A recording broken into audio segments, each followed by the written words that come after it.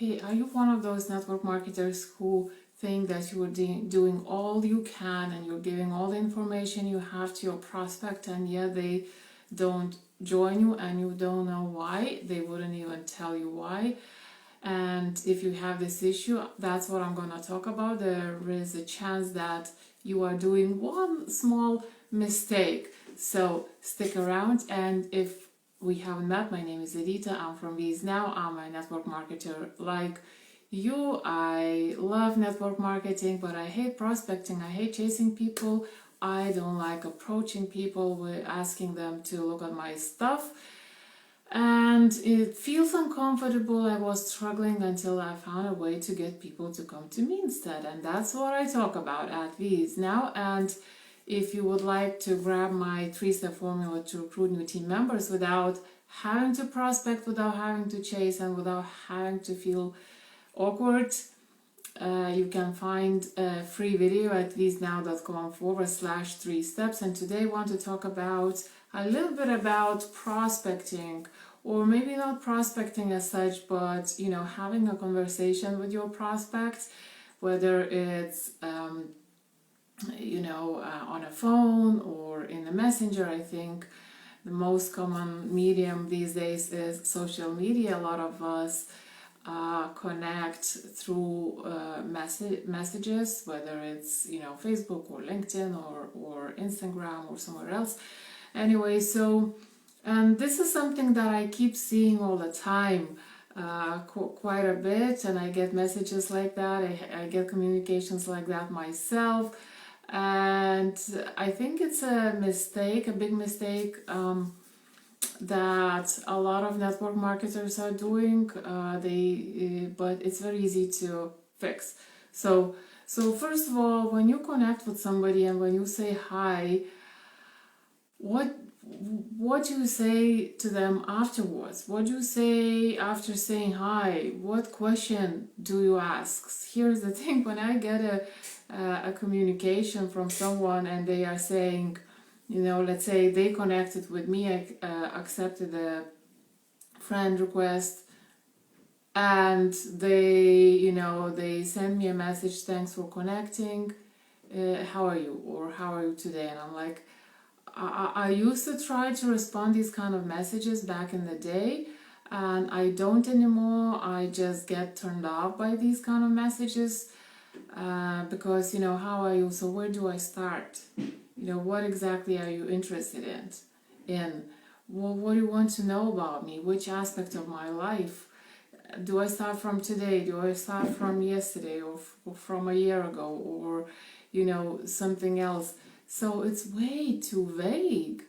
So that's what I mean, the person just gets confused. And what I have in the title about decision fatigue, it's a very real thing. It happens to all of us. And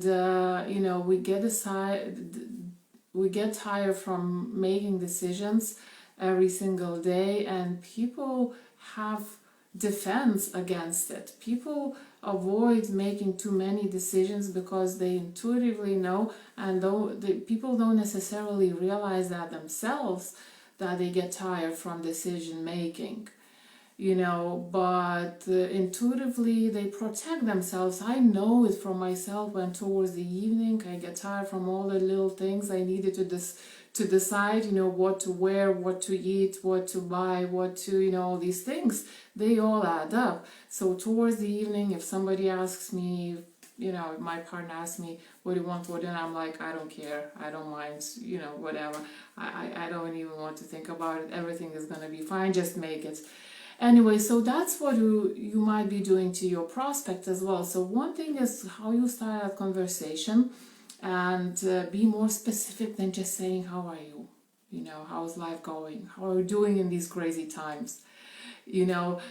Maybe find something on their profile, do your homework, find something on their profile, something specific, a specific post, even if it's just about a cat or a dog or children or something like that, or even if just to say, I liked that post that you posted yesterday that said XYZ, and start from there.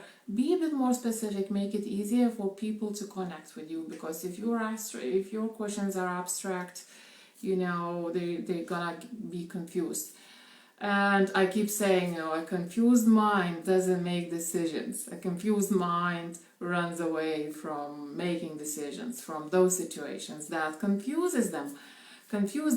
And the other thing now, let's say you have had some sort of communication, you have had some sort of a chat, you discovered something about that person, you know something about their issues, and then you decide to throw your stuff in, your products or your opportunity.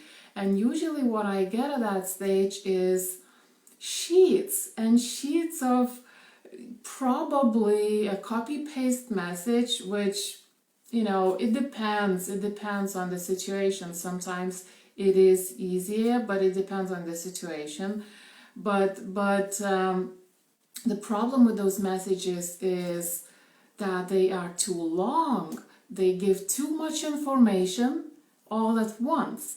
And I have an example here on my screen, so I'm going to read it. So one of those messages, based on what you shared, I've been doing something that really helped me with XYZ, and I'd love to share what's worked for me and what hasn't.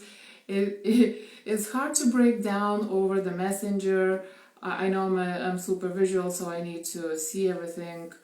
Would you be open to seeing what's been effective? And so on and so on and so on. The message is long. I don't know. There are multiple things in it that I would like to respond. And it's just, my mind goes, no, I don't want to call. Before even I realize that, I know it's too confusing. Or the other example, hey, thanks for responding. How are you? Where are you from? What inspired you to reach out? That's when you reach out to somebody who connected with you. A few questions in one message. So which one? Where do I start? Which one should I answer first? Too much writing. I'm too busy. And your prospect is too busy too. Your prospect is probably having their children hanging off their arms, cooking at the same time, maybe watching some training at the same time, maybe, having a chat, making decisions about schools or whatever is going on in their life. And here they get this message with multiple questions in them. So don't make it difficult for your prospect, to make it easier for you to lead them to where you want them to come, to that place. And if it requires more than one chat, is fine, because we are all human beings, we are all people, and it's absolutely fine to have more than one chat. Just don't confuse them. When I get the messages like that, I skip them.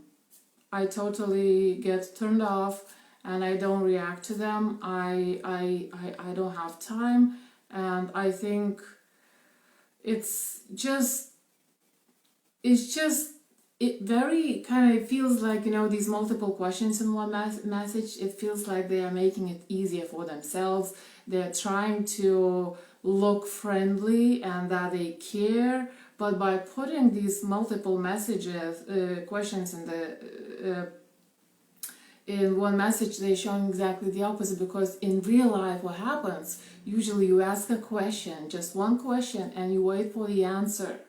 And then you proceed to asking another question, which might be even irrelevant depending on the answer to the first question. Anyway, so I hope you got a message. Don't make it difficult for your prospects. Don't ask multiple questions in one sentence, in one message. Don't ask them broad questions like, how are you? And don't give them, when everything turns to you started talking about your stuff, don't give them too much information.